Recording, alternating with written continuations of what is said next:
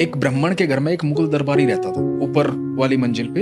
अब ब्राह्मण का सुबह का समय होता था कि भगवान की आराधना करना और गीत गोविंद गाना। तो जब ये गीत गोविंद गाता था ब्राह्मण, तो मुगल दरबारी का जाने का समय होता था, तो मुगल दरबारी वहां रुक जाता था और गीत गोविंद सुनता था। अब ब्राह्मण रोज नोटिस कर रहा था कि मैं जब गीत गोविंद गाता हूँ ये रुक जाता है और सुनता है। तो ब्राह्मण ने कहा कि आप रोजाना रुक जाते हो, सुनते हो? मुगल दरबारी ने कहा कि मुझे बड़ा आनंद आता है ये सुनने में। तो ब्राह्मण ने कहा कि आपको पता है ये क्या है? बोला वो तो मुझे नहीं पता, लेकिन मुझे अच्छा लगता है जब आप गाते हो। बोला तो ब्राह्मण ने बताया कि ये गीत गोविंद है, ये ठाकुर जी की आराधना है और हमारे ठाकुर जी बड़ा प्यार करते हैं इसको। तो बोले अच्छा। बोला आपको सीखना है? ब्राह्मण ने पूछा। बोला हाँ मुझे सीखना है। तो बोला ठीक है मैं सिखा दूंगा। अब वो ब्राह्मण के पास गीत गोविंद सीखने लगा।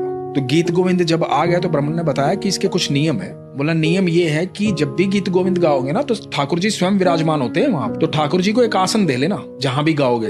तो ऐसे ही मत कहीं भी गाना शुरू कर देना। तो उसने बोला मुगल दरबारी ने कि मेरे लिए तो ये संभव नहीं है, क्योंकि ये तो ऐसा गीत है मेरा गाने का हर समय मन करेगा, लेकिन मैं ज्यादातर घोड़े पर सवार रहता हूँ, मेरी तो ऐसी नौकरी है, मुझे इधर से उधर जाना पड़ता है। तो ब्राह्मण ने कहा कि कोई बात नहीं, तेरा भाव अच्छा है, तो जो घोड़े की जिन होती है ना आगे काठी पे, बोला उस पे एक आसन बिछा लेना और गीत गोविंद गाना। बोला हाँ ये ठीक रहेगा।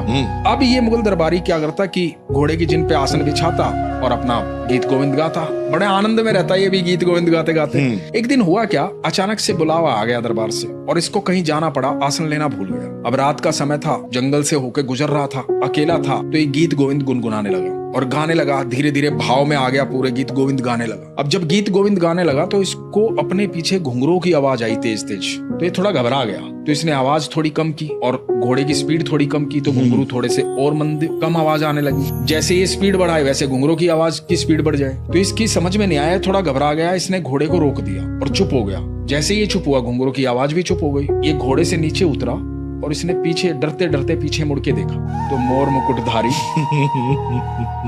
बांसुरीधारी मोटी मोटी आंखों वाले सांवरे कन्हैया सामने खड़े। सुन हो गया एकदम से। ठाकुर जी बोलते हैं गाओ ना, रुक क्यों गए? अरे तो तुम्हें सुनने के लिए तो पीछे भाग रहा हूँ, गाओ। तो ये दंडवत हो गया। बोला प्रभु आप मेरे पीछे भाग रहे हैं, मेरे घोड़े के पीछे, मैं तो हूँ क्या एक साधारण सा दरबारी? बोला नहीं, तुझे सुनने तो मैं रोज आता हूँ, पर आसन पर विराजमान होता हूँ। आज तूने आसन ही नहीं बिछाया तो मैं कहाँ विराजमान होता? तो पीछे पीछे भागना पड़ेगा ना। तो इसकी आंखों में अश्रु बह रहे हैं, शरीर कांप रहा है, दंडवत प्रणाम कर रहा है और भगवान को कह रहा है मैं प्रभु गीत गोविंद सुनने के लिए मेरे पीछे पीछे दौड़े आ रहे हैं। और इसने रज के गीत गोविंद गाया और भगवान अंतर ध्यान हो गए। उसके बाद ये रास्ते से ही वापस गया दरबार में और इसने अपना इस्तीफा दिया। इस मुगल दरबारी का नाम था मीर माधव। बाद में नाम पड़ा मीर माधव, ठाकुर जी का अन्य भक्त था। वाह।